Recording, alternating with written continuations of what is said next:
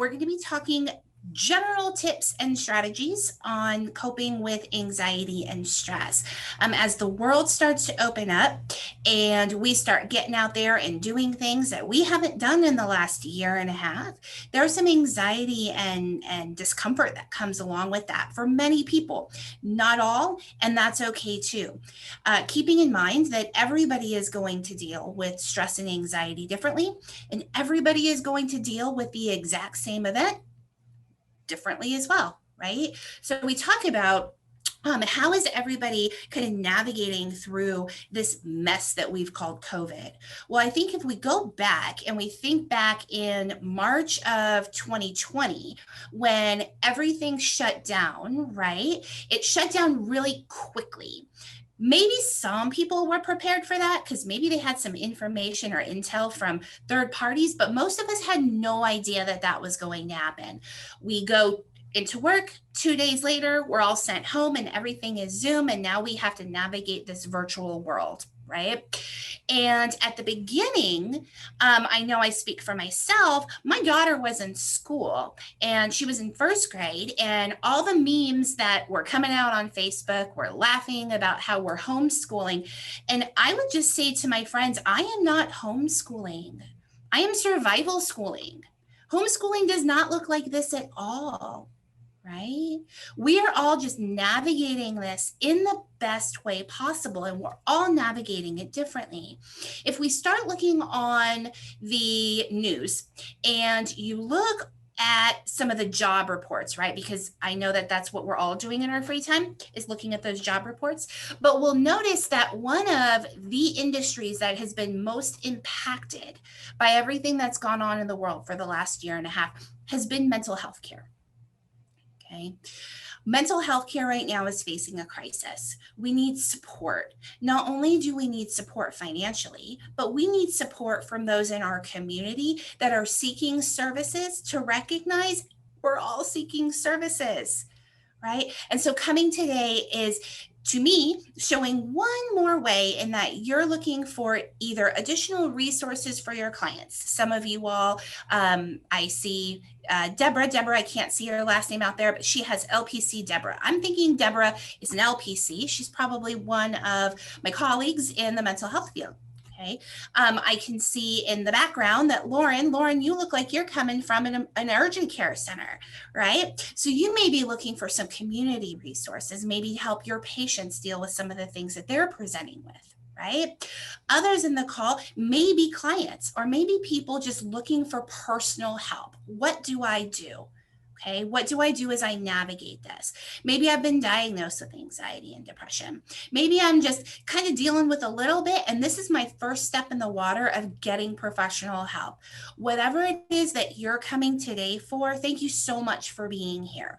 This conversation is going to be general. Okay, I'm not going to be talking in terms of what are some great tools and strategies for dealing with general anxiety disorder, or those that are maybe feeling agoraphobic, they're not wanting to get out there yet, or those that are maybe navigating whether or not they can take off their masks in public, right? We're getting so much different information coming from different resources, right? Maybe you're feeling a little bit of anxiety around that. This is general tips and tools in dealing with stress and anxiety. Okay, I'll try to use some examples and help maybe even if we have time to walk through some of these. Now, if you have done some of these for yourself, or you are teaching clients how to use some of these tips and tools, cool. I encourage it. It's awesome. Alrighty, so I'm going to go ahead and share my screen here. If you'll give me just a second. There, I think I've got my flyer up. So as we are having a conversation, I'm going to be following a little bit of a script, right?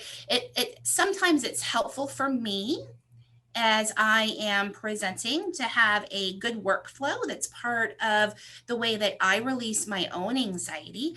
If I was doing this in person, I would have what I call my little sensory box, right? And that helps me. Also, if you are sitting on this call and you are dealing with some of these yourself, it can be difficult to hear all this language, right? Think back on any kind of training that you've had in working with kids, or maybe even reading a parenting book. We know that we do not learn our best. We do not absorb material when we are feeling very, very, very uncomfortable or very, very unsafe. And so I recognize that some of you may be on this call today because, again, this is your first step in the water of trying to get some professional help. So I'm putting this on the screen so that you can take notes with me. You can jot things down and maybe ask some questions later, but hopefully this is helpful for you as well. Okay. So when we talk about stress and anxiety, we first want to be very clear with what are the two differences, right? What are the differences? Now, stress is that general pressure that we feel every day. Okay. Maybe you feel a little bit of discomfort driving into work in the rain. It's raining outside right now, so that's kind of on my mind. Maybe you feel a little bit of a time crunch and you've got a lot of projects that are coming due, and that's causing a little bit of stress. Probably can all relate to that. Now, anxiety is an extension of that. Anxiety is talking about a higher ordered somatic response to something that our brain is identifying as unsafe and that we need to keep ourselves safe in. Now, it's gonna sound weird, right? Maybe a little bit of counterintuitive, but there is such a thing as healthy stress and even healthy anxiety. Right? A little bit of stress keeps us going. A little bit of stress keeps us motivated. A little bit of stress tells us, hey, you're on the right path in getting to where you want to be. Anxiety, a little bit of that anxiety tells us, you know what? Look around this area. Is this safe for you? Or it says, you know what? You've been in relationships like this before. Key. Check into that. That hasn't been safe for you in the past. I wonder if it's not safe for you right now. Anxiety is the cool thing that has over time, our human species has been able to keep us going, right? We talk about that in anxiety is the thing that has said, you know what? Petting a saber-toothed tiger, not safe, not healthy. They're cool to look at, but don't go near them, right? Over time, those hormones, the anxiety hormones, have really kept us going.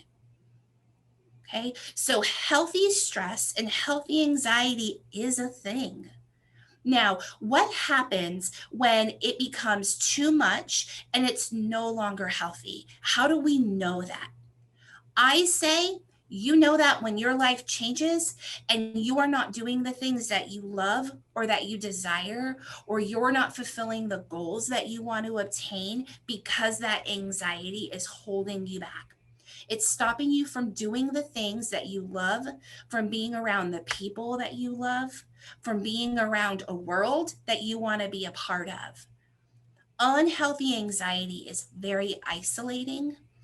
Unhealthy anxiety can make us feel, I'll speak for myself as well, like we're having a heart attack, like we can't breathe, like we need to go to that urgent care right away because if I don't get that EKG, I'm probably going to collapse over, right? Those are those unhealthy amounts of stress and anxiety. So how do we navigate it? How do we deal with it? Right? Well, I wish I had a magic wand and that I could help everybody on this call right now. Okay. But I don't know what's going on in your life. So let's talk about some general tools. Now, the first one that we'll talk about is mindfulness. This is a buzzword, right? We hear this all over the place. We hear this on our podcasts. We hear this on the news. We hear this on, goodness, if you are like me and you read too much trash stuff in the paper, like on People, you hear mindfulness all the time. This word is one of those buzzwords. Well, what does it mean to be mindful? Well, I'm not a guru. I'm not talking about these higher ordered folks that do the ohms and the exercises for 5, 6, 10 hours at a time. I had a colleague who would do that, who would meditate for 8 hours a day. I was like, I cannot turn my brain off. I don't know how you're doing that. But that's not the mindfulness that I'm talking about. That's often unrealistic and unsustainable unless you are doing that as a profession. Okay. But mindfulness can be done in 30 seconds, in a minute, multiple times throughout the day. And what mindfulness really means is checking in to my who, my what, my where, my when, and my why, right? Where am I at in this moment in time? How is my body feeling? How is how are my shoulders? Are my shoulders really feeling tight? Is my stomach feeling uncomfortable? Just taking a moment and recognizing, where am I at right now? Am I surrounded by people that love me?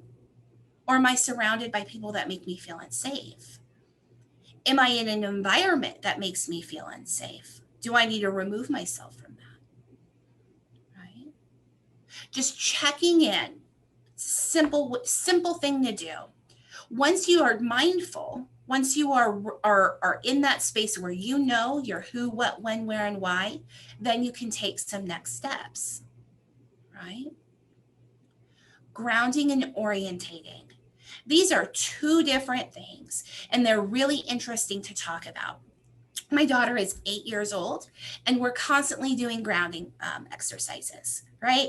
Because when people are feeling unsafe or they are feeling saturated in all the sensory stuff that's coming into our systems from the outside world, sometimes we just need to take a moment. So what does grounding mean? Grounding can mean doing some really great deep breath work. Grounding can be an exercise as simple as putting a rubber band around your wrist and snapping it, right? This is helping you get connected. This is just reminding you, this is one tool before you start to go into that really unhealthy spiral of anxiety to keep yourself connected, right? Now, if I would shout out to all the ladies out there, if you've ever been mansplained, or maybe even a friend of yours has ever said, hey, calm down. I say no time in history has ever being told calm down going to calm you down, right? That has never helped me. I know I need to calm down. If I could, I would, right? But so much of what's happening is outside of our controls, right? Our body is going to experience things somatically before our head or our heart ever get there. That's how we're designed, right? So my body right now is what I would say is out of flux. It's dysregulated. Telling me to calm down is not going to help. Reminding me to take a deep breath might. Holding my hand real tight may.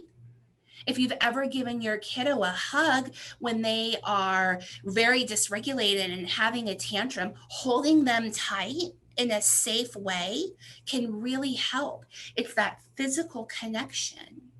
Okay. Those are some examples of grounding exercises. Now, what does orientating mean?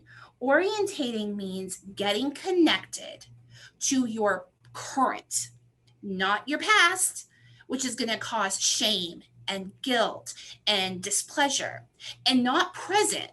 Thinking too far into the present can lead to a lot of anxiety, but staying right here in your present. So, an exercise that I really like to do when I'm working with somebody to orientate is, are you connected to the room in which you are in? I am in right now Cortnee's office. If I'm using an example such as somebody who has a history of PTSD because of combat, I'll say, where are you right now? I'm in your office. I'm reminding them that they're in a place that is safe. Okay. Then I'm going to ask, tell me 5 things you see, right? I'm keeping them connected to right now, the present. What are 5 things that you see in my office? Cool. What are 5 things that you hear in my office? You hear my voice, you hear the AC, you hear the rain outside, you hear the sound machine outside my door. Okay. And then identify a 5th, maybe your heartbeat. Maybe somebody feels or hears their heartbeat. What are you touching? What do you feel on your body? Maybe you feel your clothes, or maybe you feel the hard back of the chair that you're sitting in, right? What do you smell? Maybe you smell any kind of fragrance that I'm wearing or that they're wearing, or a room scent. Okay. And then what are they tasting? Maybe it's that morning coffee. Maybe it's that morning Shipley's donut. Maybe it's the vape that they just did. Whatever it is for them, right? What are you tasting? Connect to those 5 senses. And then what I really do in taking it a step further is, of those 5 things that you see, pick one and tell me 5 things about that. You see a picture on my wall. Tell me 5 things about the picture on my wall that you are seeing. The further I can get them to orientate to where, or the further you can get yourself to orientate to where you are, the easier it will be to stay within your window of tolerance. Okay? To no longer dysregulate. Because you're not thinking forward, you're not thinking past, you're thinking right here in the moment. Easy to do. It's not easy to do, I promise. It's hard to do, especially when you can't remember to do it, right? But by practicing it and by sharing your strategies with those that are safe and that you love, and say, hey, when you start to notice that I either talk really fast, or my husband will always say, Cortnee, what's wrong? Because my tongue, now I'm going to tell all my coworkers my tail, but my tongue will come up and it will rub against the top of my teeth like this. I'll go, and my husband knows that's my tail. And he's like, Cortnee, you can never play poker. I'm like, yeah, you're right. So grounding and orientating, right? Let people know where you're at so they can help you. Acceptance and compassion. Yikes. Everyone is experiencing very similar situations right now.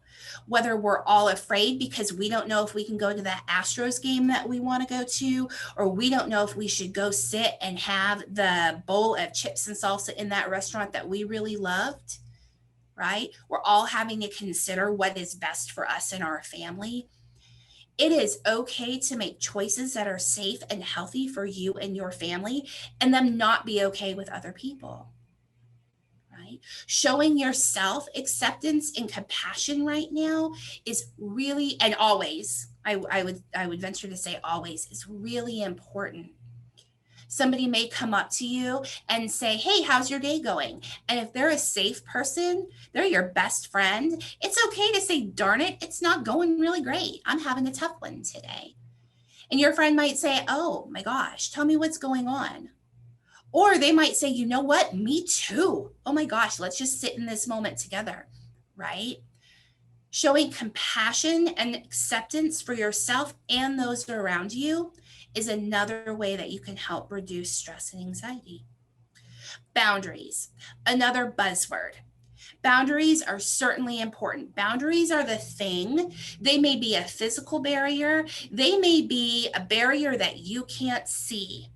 But a boundary is a wall that you put up around your physical self, your emotional or psychological self, your social self, your spiritual self, your financial self. Right? These are the things that say, you know what? I really wish I could. I have a colleague, Donna, and I'll shout her out. She says very frequently, I have so much compassion, and my compassion outweighs my capacity. Right? Being able to recognize what can I give and what do I need? Right?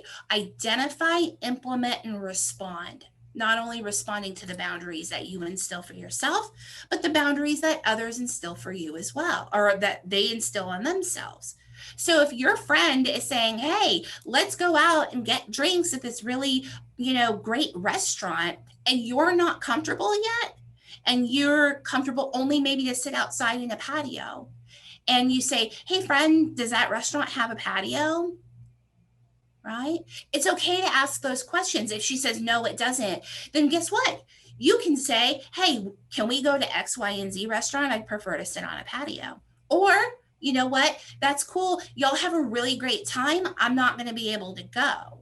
And you don't have to apologize for not being able to go or not being ready to go, right? That is your boundary.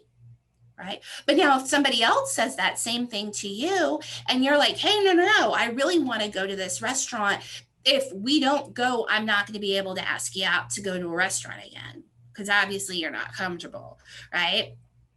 Then, hey, maybe your friend's not respecting that boundary. Maybe you're not respecting your friend's boundary. Okay. There's always room for conversation. If not, that should be an indicator. Is this a healthy relationship for me?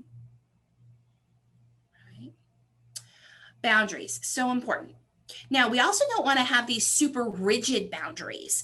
That's the other thing. I talk about boundaries in terms of a house. So the three ways that I illustrate what is a boundary. So the first boundary, or the first way I would illustrate that is, think of a house. You live on a ranch way out in, I don't know, Central Texas. And in your ranch house, you often keep your windows open. You don't lock your doors. There may be a fence around your property, but it's really only to keep the hogs out. It's not to keep anybody out from your house. If they wanted, they would just open the gate, right? So think about this house. It's kind of our medium. Now, this house, we're going to take away all the fences. The windows are open all of the time, right? The door is never locked, even when I'm in San Antonio or in Houston and I'm not at my vacation ranch house. We call that an open boundary. What can get into that house? Absolutely everything. What can get out of that house? Absolutely everything, right? Let's go on the far opposite side of that. Right? Pretend you live in this ranch house, but you've got now a moat around your ranch house, right? All your windows and doors are locked with 3 different locks, and you've got some, we'll say, wood on your windows, right? And the only people that you let in have to have a password. We're going to give them a password, right? Now, this house is very rigid. Nothing is getting in. It's going to be really, really difficult, and nothing is getting out, right? Now, some people would say that living in this really open boundary and living in this really rigid boundary keeps them safe, right? But some people would say living in this really rigid boundary is very isolating. Nobody can come in and help me when I'm feeling distress, right? Living in this open house may be really isolating as well, because now everybody knows everything about me and I feel totally vulnerable and totally exposed. And I can't tell whether people are really my friends because they love me or because they like what they see, right? Now, coming back to that first house that I talked about, right? I have some fencing, but I have gates around my fence, right? I can come in and I can go as I please. The wild boar can't get in, but my friends can. The delivery man can, right? I open my windows because it's a beautiful day outside and there's got some great breeze, and maybe I smell whatever is out there that smells so great to me. Why I live on a ranch house in the first place, I don't know. I don't have a ranch house, but pretend, right? Now, the things that are getting in are the things that we want. If it's too hot, I'm going to shut my window. If it's too noisy or stinky, I don't know, there's a skunk out there, I'm going to shut that window, right? When I leave and go home, I'm going to lock my door and I'm going to shut my gate. The boar aren't going to get in, right? But the things that I want to get in are, and the things that I don't are staying out. This is what we call having a flexible boundary, right? Without being flexible, you're going to fall, right? Boundaries, super critical. Okay. Self-care. Practicing self-care. Self-care, I think that word has taken on such a meaning recently and has really changed. I know for me, in January of 2020, if you had asked me, Cortnee, what do you do for self-care? I would say I go get a massage once a month. I go and hang out with my friends. I might go and see a movie by myself. Maybe I go shopping, right? These are all things I do for self care. Maybe I would go to a library and quietly read a book. Maybe I would go exercise. Those last two things are things I wish I did, but I don't, right? But over the last year, have I been able to go into a library? No, because they've been closed, right? I haven't been able to go get a massage because I'm not comfortable yet having people touch my body in a way that is even relaxing, right? Because it's a very intimate shared space. I'm not ready for that, maybe, right? Or going to a movie. Oh my gosh, how many of y'all have not seen a movie in a year and a half? We just went and saw a movie a couple of weeks ago, right? Are we feeling comfortable to do the things that we have identified as self-care? Now, self-care doesn't mean to do things all the time. Maybe we do that and we're avoiding the real stuff, right? But self-care can also look like eating healthy, exercising, or even just getting a little bit of sun. We can do that safely most of the time now, right? If you feel comfortable. Reading a book, putting away the news. Gosh, right? That is a big one. I saw Charity go, yep, putting away the news, right? Having conversations with family and friends and laugh. Laughter is so important. There's been so many psychological studies done on the importance of laughter and how people who laughed often live longer lives, right? It's a reduction. It helps in reducing those stress hormones, right? Laughing is really fun. It's important. Having a good time, right? When you can, in a way that you feel safe to do. And lastly, because I want to leave some time for either conversation or some questions, is finding meaningful and safe connections. Excuse me, my nose is itchy. Finding and seeking, right? Seeking and finding are two different things, right? Going out and looking for a bunch of things versus identifying something and holding on to it, that's a find, right? Safe support systems, people that understand your concerns for your own safety and protection, your stress levels, your anxiety levels. They're not making fun of you. They're not saying, oh goodness, that's just your anxieties, deal with it. They're not saying, seriously, Cortnee, you need to calm down. I might need to calm down, but remember, they're reminding me to breathe, right? Finding people that love you in a way that is healthy is critically important. The human species is not meant to be alone. We were not designed that way. Our chemicals tell us something different. There's been all interesting studies done about people in isolation, some of it really terrible because they isolated people intentionally. If y'all ever saw that movie, Castaway, right? That old Tom Cruise movie Tom Hanks, excuse me, with the volleyball. Wilson was his best friend, right? On that island. And what that did to his mentality, we are not meant to be isolated. Now, is it healthy to isolate from unhealthy people? Yeah, totally. Is it healthy to say, I need some time to myself? Can I have 30 minutes? Or to tap into our partner and say, hey, hun, can you take the kids for 30 minutes? So goodness, I can just take a bath or go to the bathroom without being bugged, right? You parents out there know what I'm talking about, right? Asking for a couple of minutes. Now, that's not isolating. That's taking a moment to yourself. It's different, right? But isolating, not being around people at all, is typically not a healthy thing, right? They've done some interesting studies, and really tragic and sad ones, on individuals or those that are aged who are living in nursing homes. And they have shown that the people that have family members visit them frequently will live longer, right? They've shown that those that don't have people visit them, who are just kind of left in ways forgotten about, which is probably not the right way to see that, but that's how they feel. They see a big decline in their health, right? So seeking connections really important. And then seeking professional help when you recognize that all the stuff, all the things aren't working, and you are still dysregulated. You are still very, very uncomfortable. Your anxiety and your stress is keeping you from doing the things that you love and being around the people that you love. Seek out some professional help. Shield Bearer is ending the stigma. We are working to end the stigma on mental health, right? There is no shame in saying, I need somebody to help me through this, right? If we're having problems with our heart or we have tooth pain, we're going to the doctor and we're going to the dentist.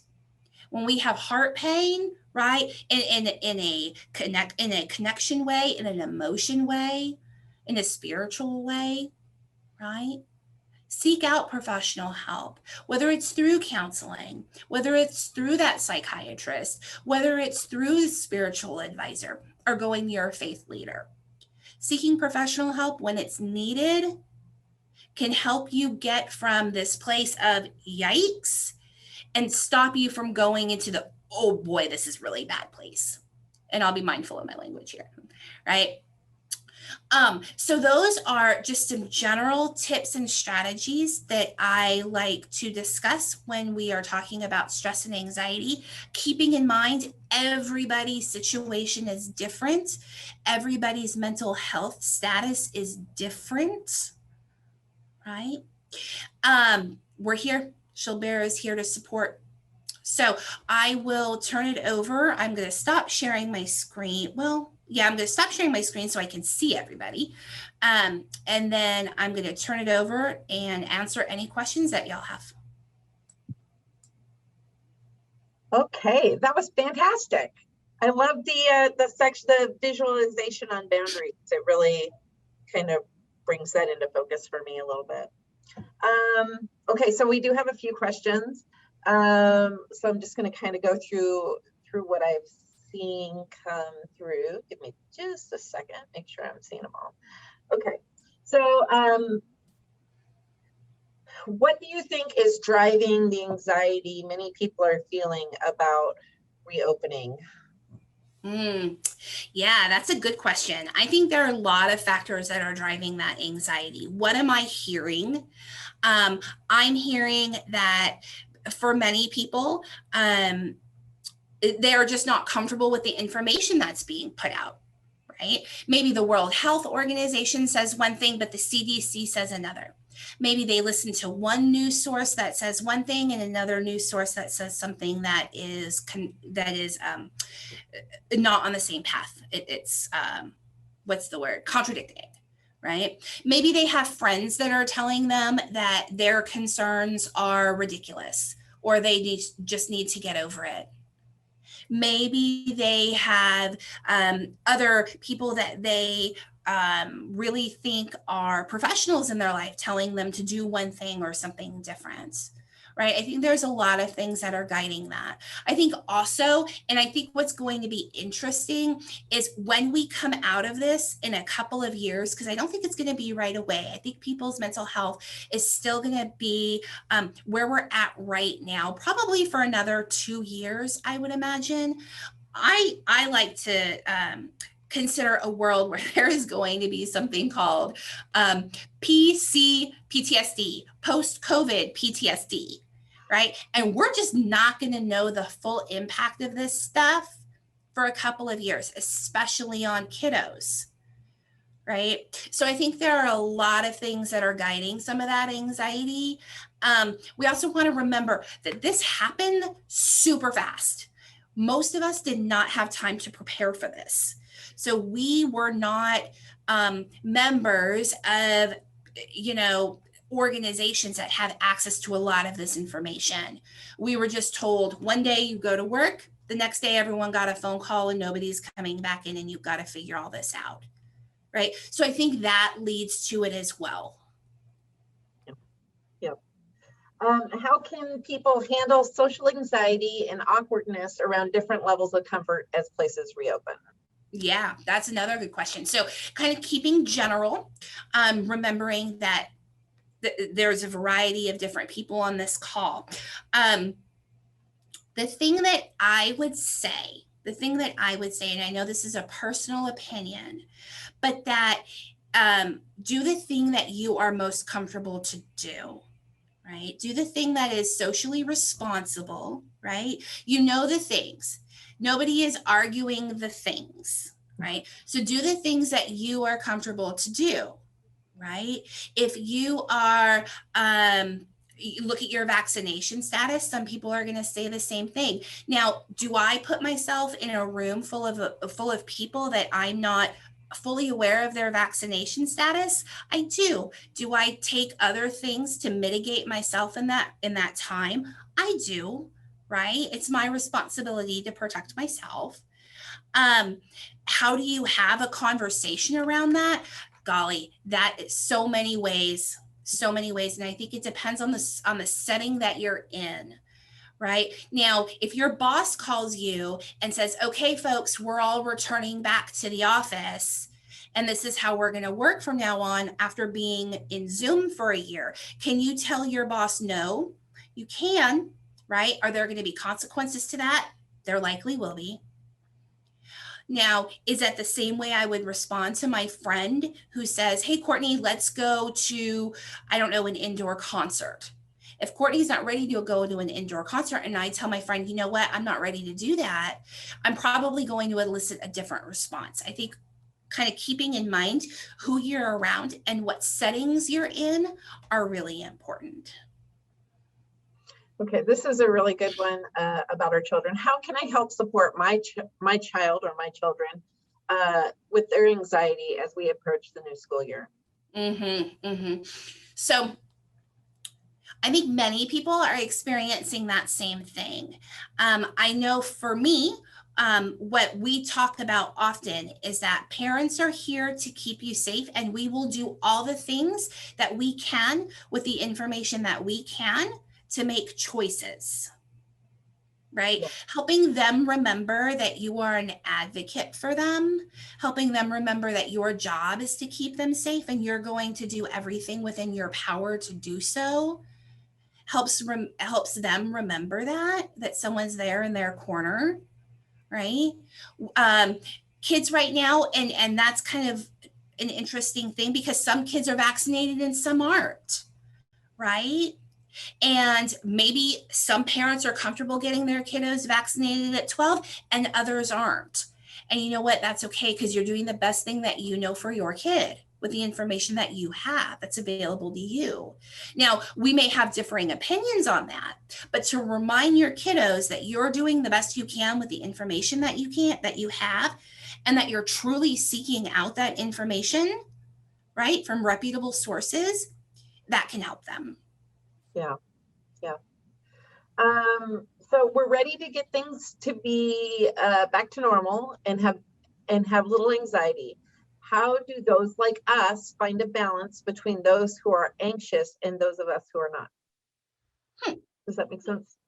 Yeah. So I think I'm hearing the difference of, are you uncomfortable as things are coming back open and you're trying to navigate that for yourself, versus somebody who is, and my husband still has a coworker, bless her heart, that she is still not coming out in public, full PPE when she does, right? Full protection gear when she does. She's still doing all the things like ordering the groceries and then sanitizing them the moment they come in the house, right? Yeah. Okay. Now, is that stopping her from doing the things that she loves? She would say no.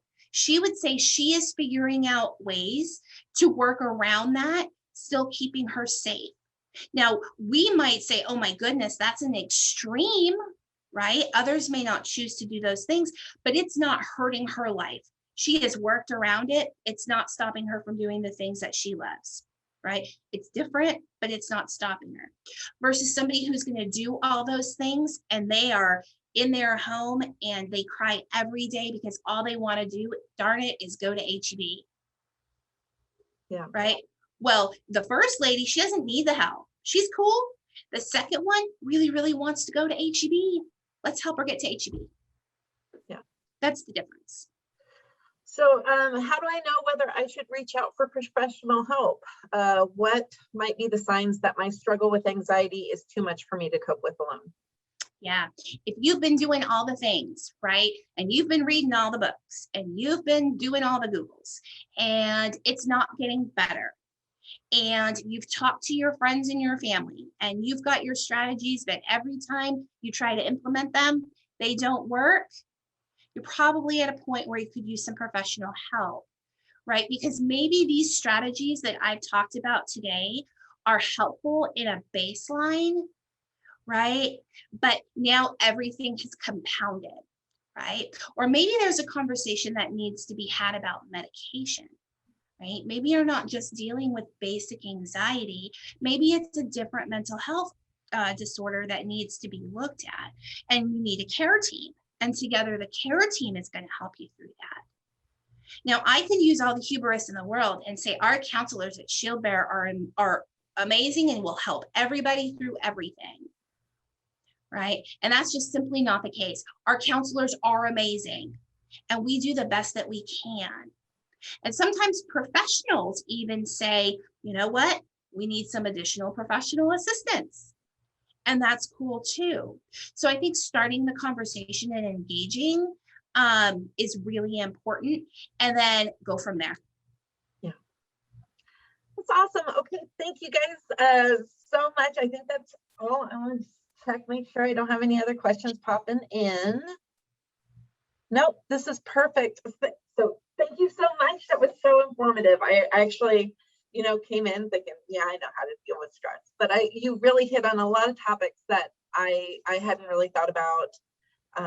Other than, the self-care section was, yeah, I need to go exercise and that'll relieve my stress and I need to go do this stuff. But the setting boundaries and the acceptance and the compassion and all those really topics that you don't really necessarily think of on a daily basis. So it was really, really informative.